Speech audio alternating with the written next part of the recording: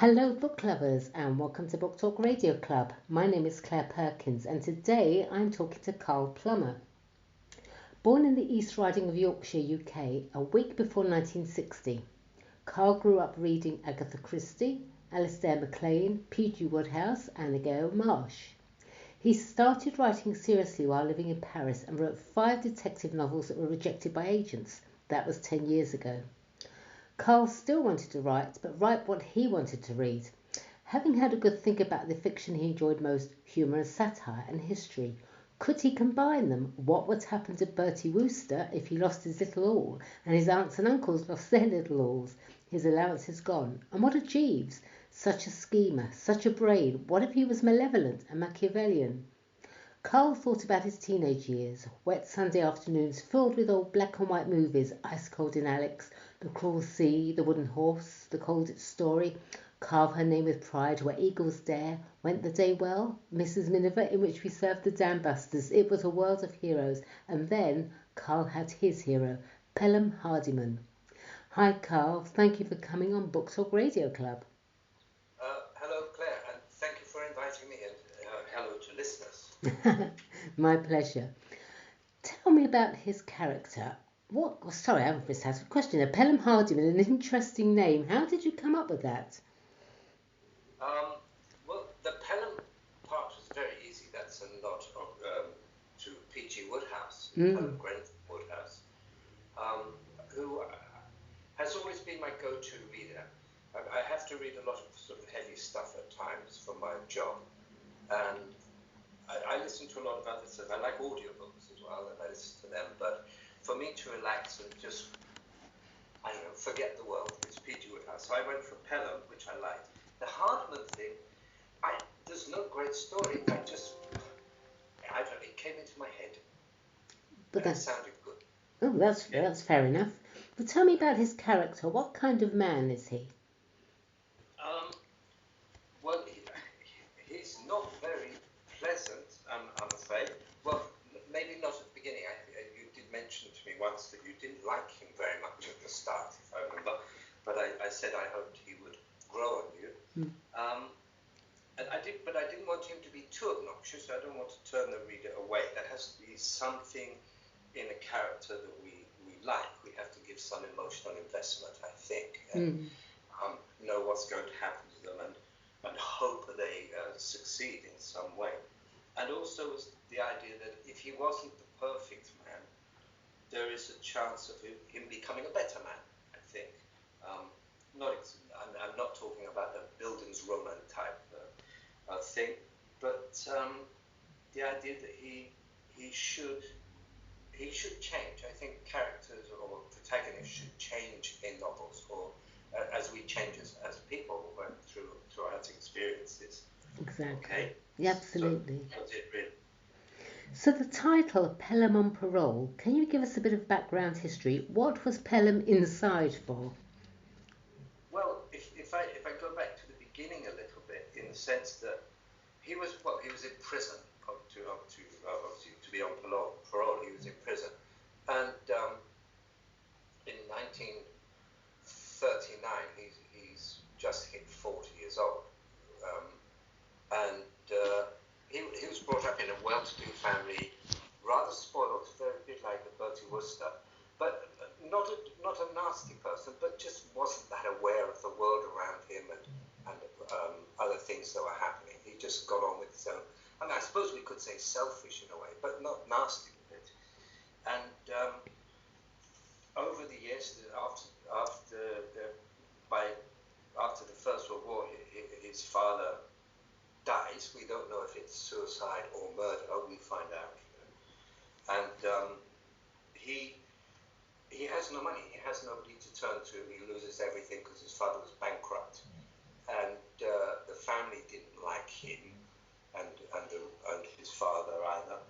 And so he turned to being a thief. He wanted to be a sort of Simon Templar or Raffles type, which he sort of thought himself to be. Which I think, in a sense, we have our ideas of ourselves of what we would like to be, who we think we could be. Mm. Yes, well, he's certainly no Raffles and certainly no Simon Templar, and so um, he does see himself maybe as a sort of even a Cary Grant-looking type figure, or even a Humphrey Bogart. Mm. Not that any woman is ever going to ask him to whistle, but he thinks a lot of himself. And he thinks, oh, I haven't got much money. They've sold this huge estate. He's got a little bit of money left. He buys a house in London, in a mews house, and goes and finds another chap to help him become a thief, because he's obviously not a good one, doesn't know much about it, and he becomes a thief, a sort of jewel thief, sort of Cary Grant type character. And one day he gets caught, and he gets caught in a stupid way. He gets his jacket caught in a sash window, and ends up in prison. But he's not a real villain. And then one day he's nearly finished his rather short sentence, and he's been given really an offer, a condition for parole. Tell me about that. What is the condition of parole? Well, this is 1939. 1939. He's gone to prison in 1938. This is 1939 in the spring. And war is sort of looming at what I think Churchill called the gathering storm. But he's not really aware of this sort of thing. He doesn't really take much notice of that sort of thing. And he is told, okay, you can come out early, but we have a simple job for you to do. You have to take a suitcase to New York. And that sounds fair enough and simple. And he says, okay, but he's a little bit suspicious, obviously, about what's going on. And then, of course, he meets Winston Churchill and Hammer, the sort of villainous type, Jeeves, and things don't turn out as well and as pleasantly, and the voyage is not a holiday. So Pelham on Parole is set in the spring of 1939, as you said, as war in Europe looms. Why this particular point in history, Carl? I majored in English literature and modern history, so I've always found history interesting. Right. But history is not the past. History is a present study of the past, and that study of the past is always changing. We get more information, documents come out, and I think 39 was very interesting, and also the relationship with America was very interesting. We forget, we look now and say, America was a savior, thank goodness, and we say they came to help us. Really, they were doing things for themselves. Britain didn't go to war to save Poland. It was, oh no, we're next if we're not careful. Yes. And that relationship, and we have to remember that in some ways America was rather anti-British, which you can understand why if you look at the colonial history. It had a huge Irish population, which and it had a huge Italian population, a huge German population, and it was very isolationist. But Roosevelt had problems. He had problems, especially with people like Joseph Kennedy, who was the American ambassador in London at the time, who was very anti-British. But Roosevelt knew things would happen, and there would be problems in Europe, and America would eventually be involved. And Churchill understood that America would have to get involved, hopefully as soon as possible. But because Churchill wasn't in the cabinet, in power, he couldn't really do much. So he secretly negotiated I had this idea. It's twisting the truth a little bit. Right. We had this idea that we've got to get the Americans to help. And we had at the time, Britain was quite advanced technologically, scientifically, and with technology, especially things with the cavity magnetron, with sonar, with radar. Okay, and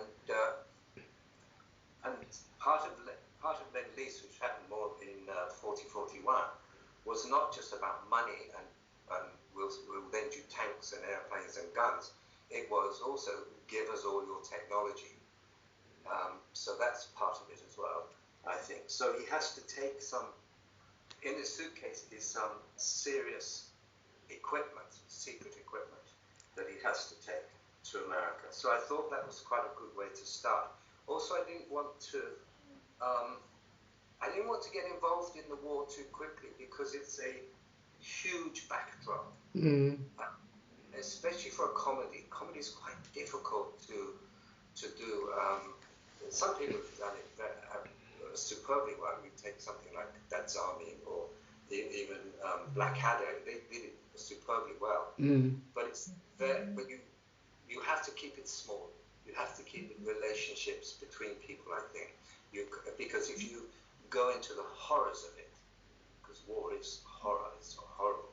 You can't really be funny or witty. If you are, it's going to be very, very dark. And I didn't want it to be dark. I want it to be very light-hearted and good fun. Let's go on to the next bit. On Pelham's tale, we have two American gangsters, an old woman armed with knitting needles, a corrupt Scotland Yard detective, and the obligatory femme fatale. On his side, retired ex-copper Studley and Mr. W.S. Churchill's gentleman's gentleman, who has a penchant for Nazi uniforms and could be a Nazi assassin. Carl, for those listeners who have no idea about a gentleman's gentleman, please explain. A gentleman's gentleman is a sort of a valet, comes chauffeur, comes butler, head cook, bottle washer. Really for a single gentleman, not in a big house. A big house would have a whole array of staff and maids and butlers and doormen and all these sort of people. But this is usually a gentleman's gentleman, a bit like Jeeves, really can do anything. Yes. Okay. Yes. And the great fun, the great joke about those things is that, as they say, no man is a hero to his butler. They know all the secrets of their employer. So that always makes things interesting, I think. Absolutely. Pelham on Parole is described as an adventurous satire sprinkled with whimsical and philosophical meanderings, filled to the brim with class war, strained friendships, personal demons and family feuds amidst the burgeoning battle of good against evil. So who is your target audience, Carl? Who would enjoy Pelham on Parole? Oh, look, that's quite a difficult question because when I started writing it, basically I thought I'm going to write something I want to read or I would like reading. So I thought I'm going to write for the, how should I put it delicately, for the more mature reader, I'll put it like that. And because I noticed, when I'm looking through books, I'm looking through publishers, they're always looking for young adult all the time. Yeah. And I thought, what about us old kids? We need something as well. And we don't want it too serious. And so I sent to a publisher, and they're Dreaming Big Publications, my publisher, and they have quite a large catalogue, and I think they call it an indie publisher, but they do have a good catalogue, and they have quite a variety of writing, a lot of it for young people, and I didn't hear from them for months. Agents and publishers are like that, and I forgot all about it. And then they got an email from them one day. It was out of the blue to me, really, and it said, "Oh, we've had a couple of our readers read this, and they think young people. They're young. I'd imagine they're in their 20s or something, and they're young people, but they think young people would enjoy this as well." Right. And so it went on from there, really. So I'm not, I think it's difficult to have a target audience. I think if a story's good and you get involved with the characters, most novels, I think, are really for everybody. There are some things I don't read. I don't read horror stories. I don't like them. But for anybody who likes detective, a bit of adventure, a bit of fun, characters that get involved and argue with each other and discuss things and Hmm. that sort of thing. Fantastic. Well, let's talk a little bit about you now, Carl Plummer, the author. You were born in Kingston upon Hull, where William Wilberforce was born and where Philip Larkin died, in the East Riding of Yorkshire. Isn't that part of the UK that's described as God's own country? Yes, I like to think so, and I think it should be. I haven't been there for years. I left there when I was 6. When I say I left, I was basically taken from there. You don't leave somewhere when you're 6. You just, you don't pack a little suitcase and run. But and I was taken south, down south, to Wiltshire, just a small village outside of Salisbury. It's very pretty, very lovely. Yorkshire, I went back about 25 years ago. I had to go to some seminars in York, at York University. So I had to spend a week or so up there afterwards. Had to drive around. And it's just beautiful countryside. I love it. It is gorgeous. But that's everywhere, I think. Shropshire, Wiltshire, Devon, Dorset. Definitely. At age 8, you were reading Agatha Christie, Alistair MacLean, P.G. Wodehouse and Again Marsh. Quite sophisticated reading for an 8-year-old. Who inspired you to read? Oh, that's my mother's fault. Really. My mother had actually quite a high-powered job, a very good job. And her way of relaxing was dressmaking. And we knew if the leads were opened on what we call the breaking room, the table, the big table, if the leads were pulled out, we knew that the whole load of material would come out and the patterns would come out and we'd be eating dinner on our knees, really. And also at that time, my reading wasn't very good. And I had a very, very strong accent. Now you're talking about the 1960s. To have a really northern accent in the south of England, you really stood out. Hopefully, I think that sort of thing's changed, thank goodness. And but also I couldn't read very well. And my mother said, "Okay, you're going to, when I'm doing my dressmaking, you sit by the organ and you read." But she didn't want to listen to children's stories really. So she said, "Go and get something from the bookshelves." And I sort of just picked an Alistair MacLean and started reading it. I didn't understand the nuances, the relationships and the characters, but I learned a lot of words, I think. I bet. You spent 4 years in Paris teaching English, but then you've decided you needed to go further and went to Libya. You then took a job at a university in Xi'an, China, teaching British and American literature to classes of 60, sometimes 80 students. Don't do things by halves, do you? Why did you decide to leave good old Blighty in the first place, and have you been back since? I've been back to England a few times, but I go to the States as well. But I hit 40, and my children got to that age when they didn't want to do the Sunday father thing. No 15, 16-year-old wants to spend Sunday with their father. They want to be out with their friends. Absolutely. It's understandable, and should be so, I think. And I thought they're okay now. Excuse me. And also, I'd been for a couple of interviews, and I did well in the interviews at some sixth form colleges and things like that. And I was usually told by the heads of department, "Yeah, fine, fantastic." But when it came to the principal, they said, "Yeah, but at your age, we'd have to pay you too much money." And I thought, okay, I'll go. And I'd hit 40. And in a sense, I thought, sometimes in life you've got to jump. You've just got to jump somewhere and see what happens, see how it goes. And I didn't want to end up, what is it they say in Dark Side of the Moon, that sort of, hanging on in quiet desperation in the English way, you know what I mean? Yes. I just thought I'd go somewhere, do something. Yeah. So I went to Paris because I wasn't that brave. It's not that far away. And I got there. I was there for 4 years. It was interesting. I learned a lot.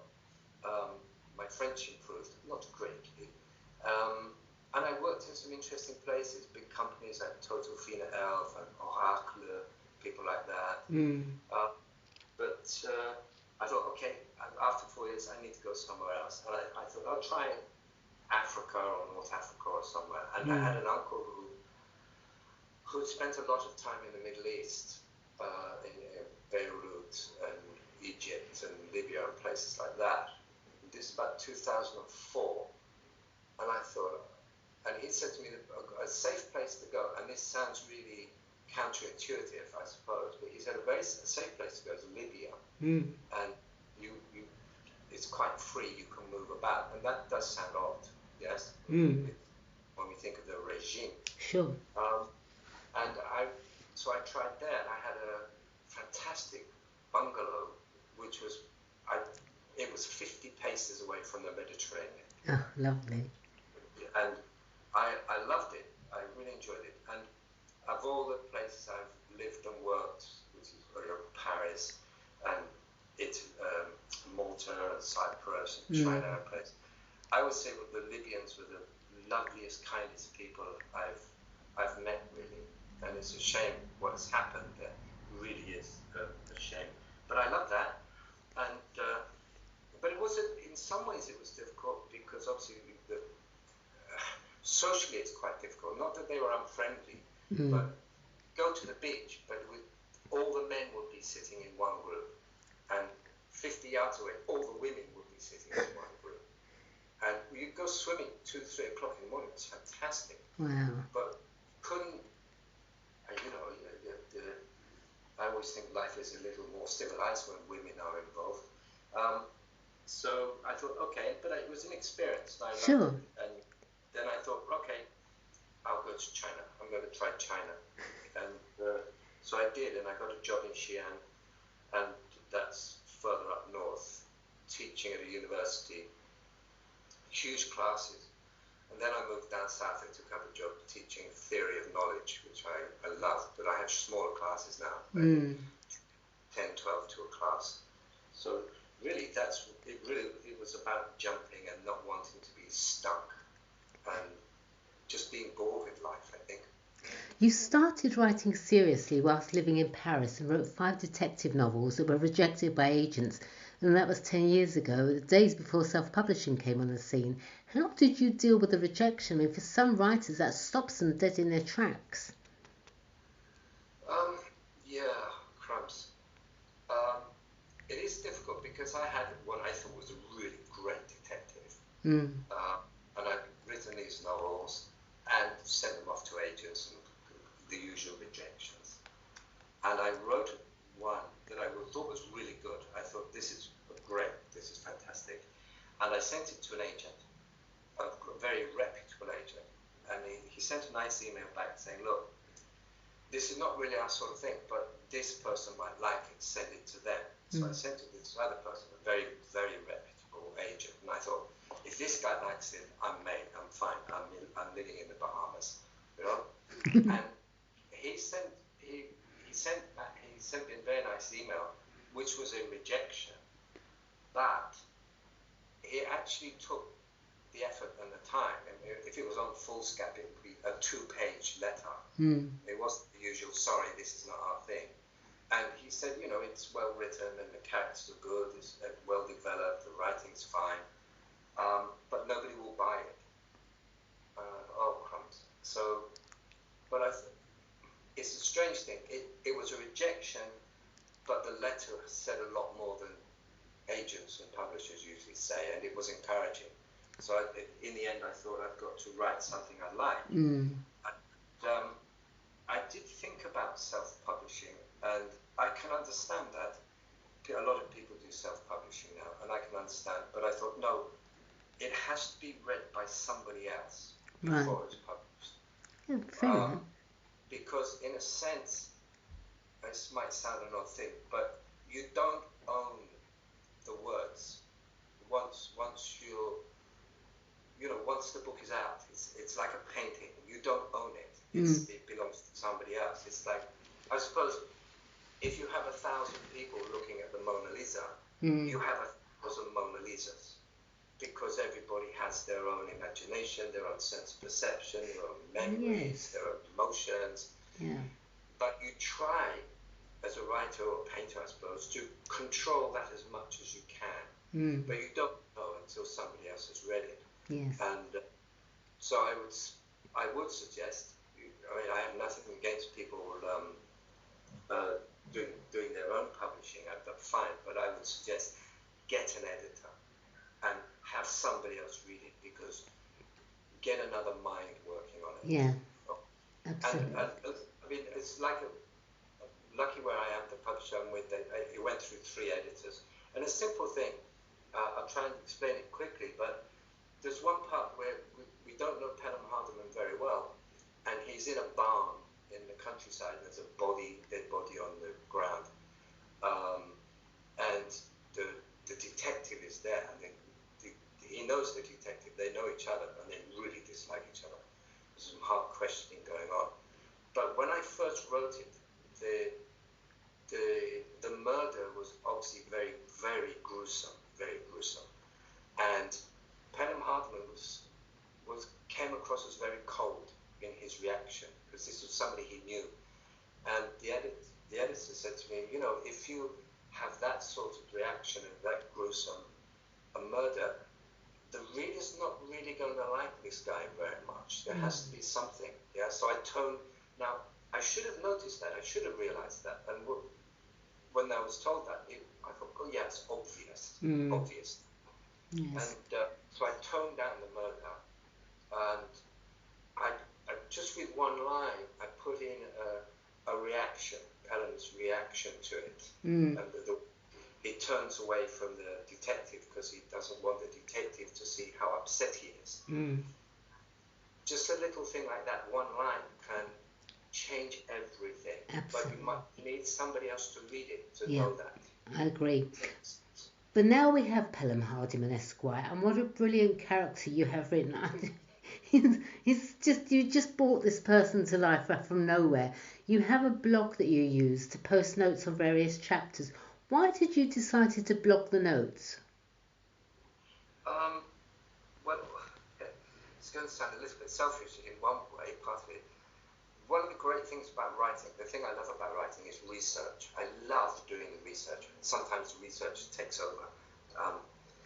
But I also thought about the things that I knew when I was younger, and with older people talking to me, and it's just things I just didn't really understand and didn't know about. So I thought there are little things that might need explaining, or just interesting. Trying to explain to maybe a young person, of buying a fish supper and having it wrapped in a newspaper. I think now people would be very, very strange, I think. Yes, I agree. And just things like that. And also I put just little details, little words. Why I always wondered, why do we have a whiskey glass? Why do we have a brandy glass? Why do we have different champagne glasses? They're just interesting little snippets, I think. Your blog. I don't tell any of the story. I've found your blog full of interesting historical information, such as your most recent post being Delve into the world of Pelham Hardiman. You talk about croquet, the meaning of speaking with a plum in your mouth, Lord's cricket ground, Cooper's Oxford marmalade, yum, best marmalade in the world, and more.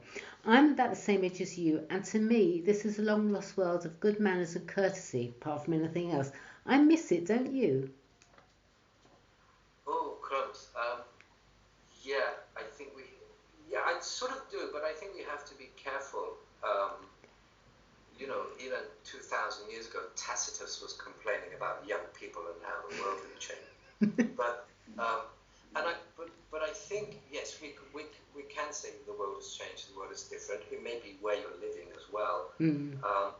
But what I always try to think for myself is, at my age, if the world isn't how it should be, part of that is my responsibility.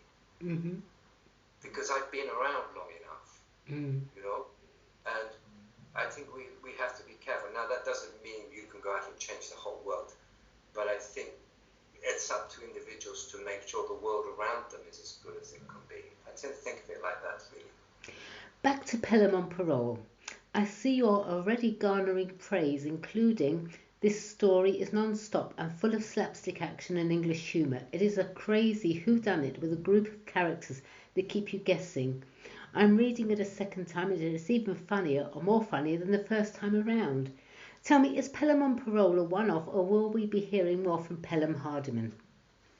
Oh, the second and third have already been written. The second is going through the editor at the moment. The editor's working on it at the moment. Lovely. So hopefully in the new year, and maybe the third one by the summer, and I'm on the fourth one at the moment. Wow. At the moment, I have a working title, Pelham and the Man with the Mandolin, which is a song from the 1920s and 30s. Right. Fantastic. So it will continue. Wonderful. Lastly, Carl, where can Book Talk Radio Club's listeners purchase Pelham on Parole? Well, at the moment, it's on Amazon. It's just on Amazon at the moment. I hope it will spread out into other places. But you can go on Amazon or you can go on the Dreaming Big publications. Go on their website. You can buy straight from them. And also your website.